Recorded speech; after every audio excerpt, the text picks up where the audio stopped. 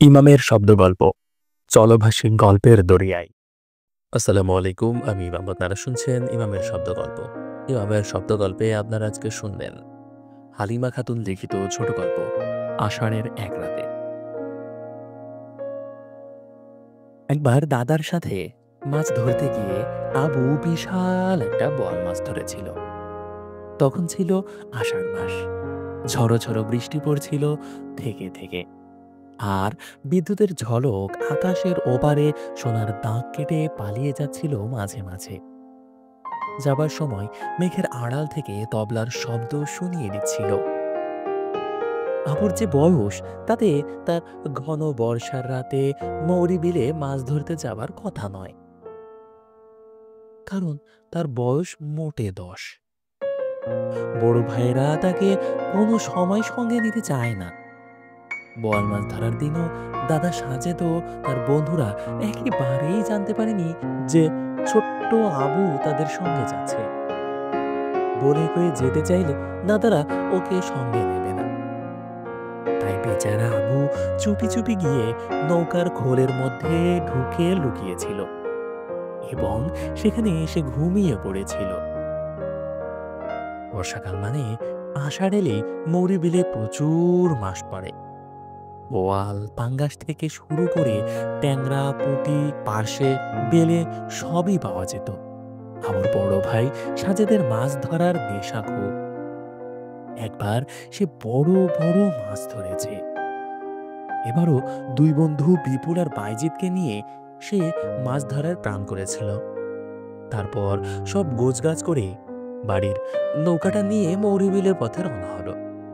সঙ্গে নিল কয়েক রকমের জাল, হারিকেন, মাছ আনার বড় বড় খালুই, আর নিল রাতের খাবার। নৌকা বাইবে কিষান তিনু, দরকার হলে এরাও হাত লাগাবে। অতিরিক্ত দুটো বৈঠাও সঙ্গে করে নিল তারা। ওদিকে আবু ছটপট করছে কি করে সে ওদের সঙ্গে যাবে।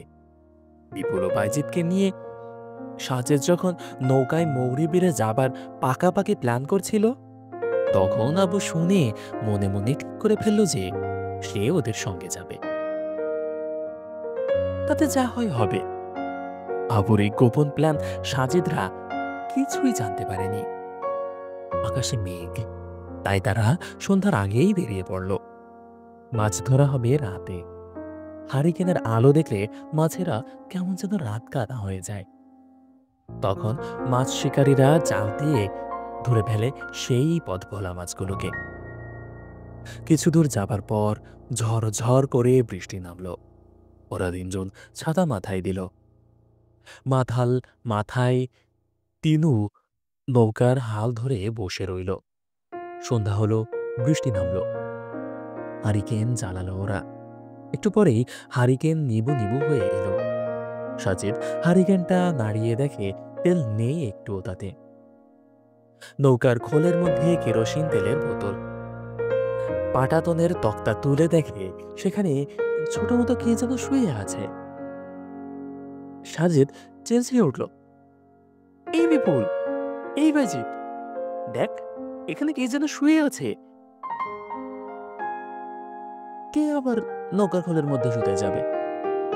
বোধহয় কোনো ধরনের বস্তা, বোধহয় ধানের বস্তা। কৃষকেরা নামাতে ভুলে গেছে। না, বস্তা না। এই, কে তুই? কে কে বলে সাজেদ শোয়া ব্যক্তিকে ঠেলা দিল। আবু তখন হুড়মুড় করে উঠে বসে চোখ ডলতে ডলতে বলল, আমি আবু, বলেই সে কেঁদে দিল। সাজেদ বিস্মিত হয়ে বলল, আবু, তুই কি করে এলি? আজ তোকে পিটিয়ে ঠান্ডা করবো। কাউকে না বলে চলে এসেছিস? বাড়িতে সবাই তো কান্নাকাটি করছে। তাহলে তো মাছ ধরা যাবে না, বাড়ি ফিরে যেতে হবে। আবু তখন কাঁদতে কাঁদতে বলল, দাদা, মেরো না আমাকে, মেরো না। আমি লুকিয়ে লুকিয়ে তোমাদের সাথে এসেছি মাছ ধরার জন্য। তবে কালুকে বলে এসেছি কেউ কেউ খুঁজলে বলে দিতে। ভালো কথা, বুদ্ধির কাজ করেছিস। তা পুচকে ছেলে, তুই কি মাছ ধরবি? বড় মাছ ধরবো দাদা। বেশ, থাক, বড় মাছ তোকে ধরে না নিয়ে যায় দেখিস। দাদার আশ্বাস পেয়ে আবু মনের সুখে গান ধরল। সাজেদ শুনে বলল, তুই বরং পাটাতনের নিচে তোর জায়গায় গিয়ে ঘুমিয়ে থাক, মাছ এসে তোকে ডেকে তুলবে। না, আমি ঘুমাবো না, বড় মাছ ধরবো। তোমরা মাছ ধরবে আর আমি ঘুমিয়ে থাকবো? তা হবে না, তা হবে না। তুই মাছ কি দিয়ে ধরবি? আমি বড়শি আর টোপ নিয়ে এসেছি। আবু তখন তার পুটলি থেকে বড়শি আর টোপ বের করে দেখালো। তা দেখে সাজিদ ও তার বন্ধুরা হেসেই গড়াগড়ি। এমন অদ্ভুত বড়শি আর টোপ তারা কখনো দেখেনি। সাজিদ বলল, ও, এই তোর বড়শি? কেরোসিনের টিনের আংটা দিয়ে বানানো। এ দিয়ে মাছ কেন, কুমিরও ধরতে পারবি? জলহস্তি তো আমাদের দেশে নেই, থাকলেও ও তোর এই বড়শি দিয়ে ধরতে পারতিস। তা দেখি তোর টোপ। ও, তেলা পোকা। মাছ কি তেলা পোকা খায়? খায়, আমি জানি। ঠিক আছে, তুই নৌকায় বসে কুমির, জলহস্তি যা খুশি ধর, আমরা পানিতে নেমে জাল ফেলবো। দেখিস ঘুমিয়ে পড়িস না যেন। আর তিনু ভাই, তুমি ওকে দেখো। আমরা চললাম, দেরি হয়ে গেল অনেক, আর দেরি করলে মাছ পাওয়া যাবে না। তোর জন্য খালি খালি সময় নষ্ট হলো, বলে কয়ে এলে কি হতো? আবু কোনো জবাব না দিয়ে চুপ করে রইল। একা নৌকায় থাকতে পেরে আবুর খুব আনন্দ হলো। তাড়াতাড়ি মাছ ধরার সরঞ্জাম বের করলো। তার দুটো বড়শিতে তেলাপোকার টোপ গেঁথে পানি দিয়ে ছুড়ে দিল। তারপর বড়শির দড়ি নৌকার গলুয়ের সঙ্গে জড়িয়ে বেঁধে বসে রইল। অন্ধকার চারিদিকে, মাঝে মাঝে বিদ্যুৎ চমকাচ্ছে। আবুর মনে খালি একটাই ভয়, বড়শিতে মাছ ধরা পড়বে কিনা। এত কষ্ট করে লুকিয়ে এসে যদি মাছ না পায়, তাহলে তো সবাই খেপাবে। বড়শির দড়ির সঙ্গে কয়েকটা জোনাকি পলিথিনের থলের মধ্যে ভরে ফাতনার মতো বেঁধে দিয়েছিল। সে জোনাকি ফাতনার দিকে সে চেয়ে বসেছিল। সুবোধ কাকার কাছে সে শুনেছিল যে বোয়াল মাছ তেলাপোকা ভালোবাসে, তাই সে তেলাপোকার টোপ নিয়ে 5টা চিতল মাছ ধরেছিল। সে অবশ্য অনেক দিন আগের কথা। আবু ভাবতে লাগলো মাছের কথা। এমন সময় দেখলো ফাতনা শো শো করে পানির মধ্যে ডুবে গেল। সে তাড়াতাড়ি গলুয়ের সঙ্গে বাঁধা বড়শির দড়ি তুলতে লাগলো। ছাড়াতে ছাড়াতে দড়ি প্রায় শেষ হয়ে গেল। তারপর সে দড়ি টেনে আবার গলুয়ের সঙ্গে চড়াতে লাগলো। প্রথমে দড়িতে ভার লাগলো না, তার মনটাই খারাপ হয়ে গেল। কিন্তু একটু পরেই দড়িতে ভার বোধ হতে লাগলো আর খুব টানাটানি শুরু হয়ে গেল। এমন সময় বৃষ্টি নামলো। তিনু হাল ধরে বসেছিল। আবু তিনুকে প্রাণপণে ডাকতে লাগলো, তিনু ভাই, তিনু ভাই, বড় মাছ, শিগগির আসো।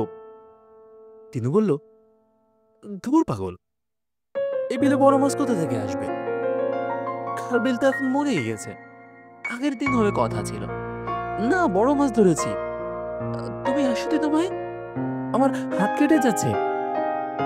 তিনু তখন এগিয়ে এসে বড়শির দড়ি ধরল। তারা দুজনে ধরে দড়ি জড়াতে লাগলো হালের খুঁটির সঙ্গে। জড়াতে জড়াতে ওরা দুজন একদম ক্লান্ত হয়ে গেল। বৃষ্টি তখনও ঝরছে, ওরা ভিজে একাকার।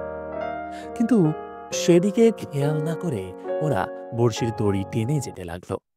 টানতে টানতে শেষে এক হেঁচকা টান দিতে বড় কি যেন একটা নৌকার খোলের মধ্যে দাঁড়াম করে এসে পড়ল আর এলোপাথাড়ি লাফালাফি করতে লাগলো।